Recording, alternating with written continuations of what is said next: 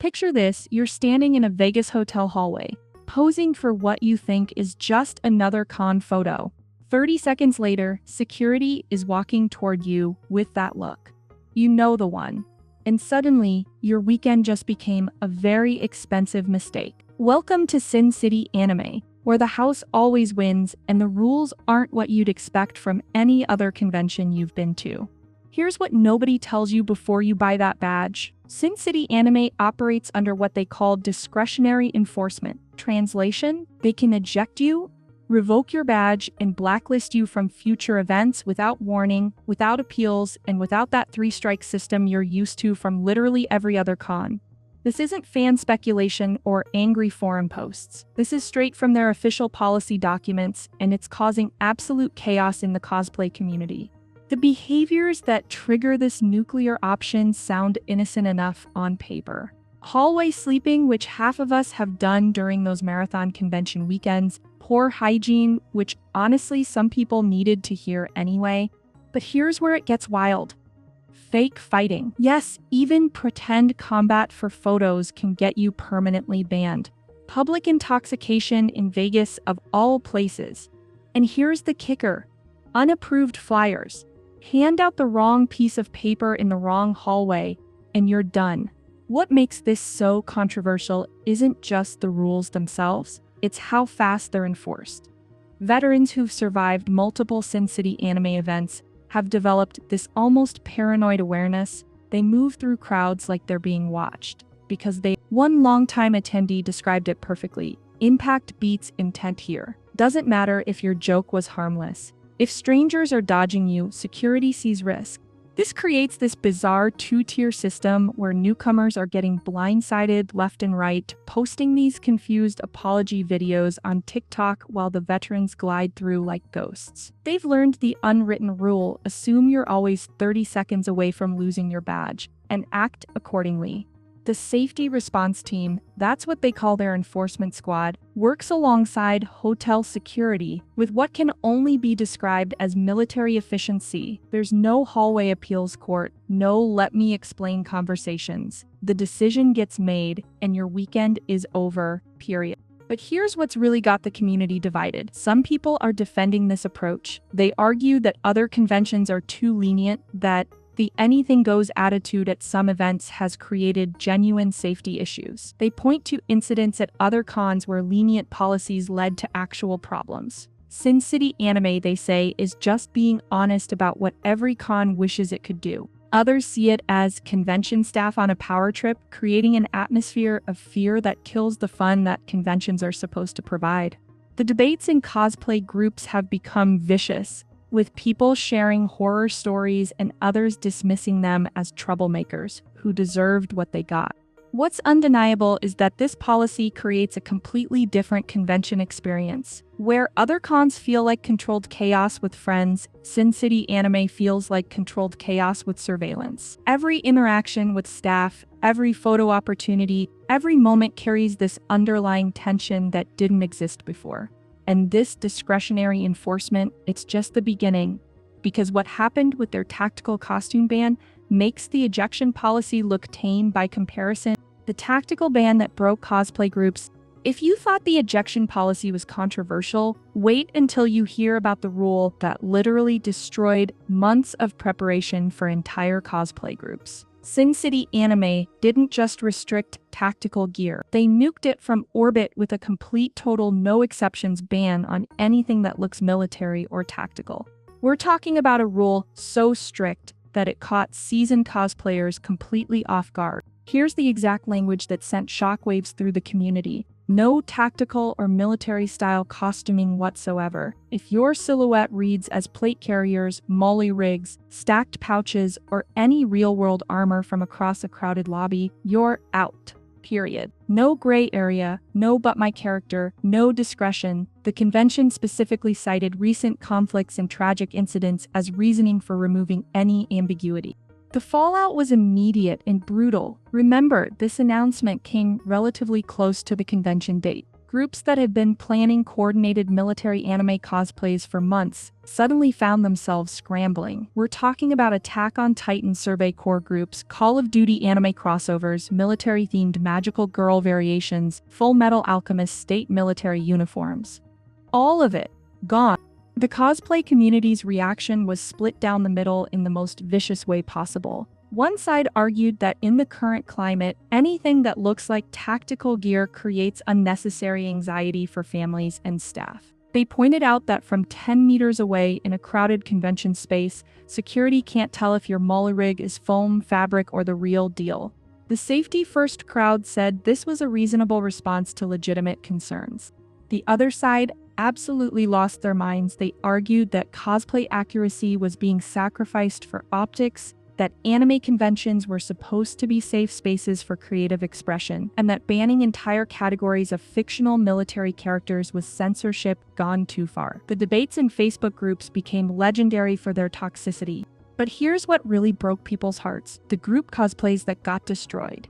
Imagine spending hundreds of dollars and dozens of hours creating matching tactical gear for your squad, only to find out 3 weeks before the con that none of it was allowed. Some groups tried to salvage their plans by completely rebuilding their costumes with stylized, obviously fictional armor. Others just gave up entirely.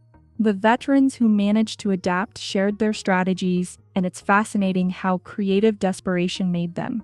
They swapped plate carriers for stylized chest armor that read fantasy instead of military. They turned molly webbing into decorative foam details that looked functional, but obviously fake. They used bright, non-realistic color schemes and finishes that screamed, "This is from an anime," rather than "this could be real gear." What's particularly interesting is how this rule exposed the difference between conventions that cater to hardcore cosplayers versus those prioritizing family-friendly optics. Other major conventions allow tactical gear with proper piece bonding and inspection. Dragon Con, Gen Con, even PAX allow tactical cosplay with appropriate safeguards. SimCity Anime went nuclear, where others used precision strikes. The enforcement has been exactly as strict as promised. Staff members have been trained to spot tactical silhouettes from across crowded spaces, and they're not interested in hearing explanations about fictional universes or character accuracy. If it looks tactical, you get the psychological impact on the cosplay community can't be overstated. For many people, military and tactical characters represent some of their favorite anime and game properties. Being told that entire categories of characters are essentially banned feels like having your creative options artificially limited by real-world politics. But the tactical ban was just the warm-up act. Because when it comes to destroying carefully planned photo shoots, nothing compares to their prop weapon policies, prop weapon traps that end photo shoots. You think you know convention weapon rules. Orange tip, piece bonding, weapons check, right, wrong. Sin City Anime has created a minefield of regulations that are destroying photo shoots and catching even experienced cosplayers completely off guard. The orange tip rule? That's just the entry fee to a much more complicated game. Here's the twist that's ruining everyone's day. Prop guns cannot have magazines attached, and you can't even carry a separate magazine just for photos. Read that again. It's not about the orange tip being visible. It's not about the gun being obviously fake. If staff see you insert a magazine into your prop weapon anywhere on the convention floor, that's an instant confiscation risk, or badge revocation. No warnings, no second chances. This rule is absolutely devastating the cosplay photography scene. Picture this: you're a professional cosplay photographer who's traveled to Vegas specifically for Sin City Anime. You've got clients who've spent months and hundreds of dollars creating screen-accurate military anime costumes. The climactic shot of their photo shoot requires that magazine insertion moment. You know, that iconic action hero pose where they slam the mag home and look badass. Except now attempting that shot can end their entire weekend. The enforcement is ruthless and immediate. Veterans have learned to physically block the magazine well on their prop guns so that magazines literally cannot be inserted, even accidentally. They integrate the orange tip directly into their paint schemes rather than using removable tips that might come off. Most importantly, they hit weapons check first thing in the morning to get those zip tie approval tags, because without that plastic passport, you're getting stopped at every entrance. But here's where it gets even more frustrating. The vendor hall paradox. You can absolutely buy gorgeous metal swords, wooden staves, and premium prop weapons from vendors inside the convention. The policy is crystal clear and absolutely unforgiving.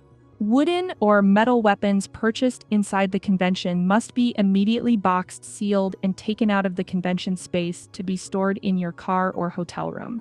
You cannot unbox them for photos. You cannot show them off to friends. You cannot even hold them for a quick look what I bought selfie.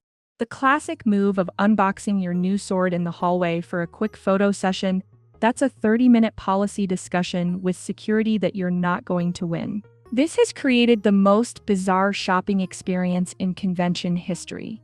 People are buying these beautiful pieces, walking them straight to their cars like they're smuggling contraband, and then returning to the convention empty-handed. The vendors understand the rules, but you can see the frustration on buyers' faces when they realize their awesome purchase is basically useless for the rest of the weekend.